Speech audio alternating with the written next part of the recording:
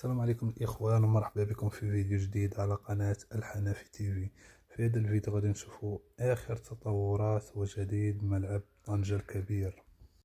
لا تنسوا الإخوان دعمنا بلايك الفيديو واشتراك في القناة، الفضل وليس أمر، وشكرا لكم بزاف على التفاعل ديالكم.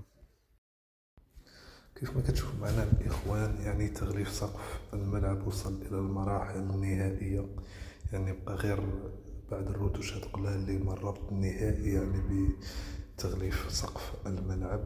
يعني ما شاء الله كيف ما كتشوفوا تحفة عالمية يعني بمدينة طنجة.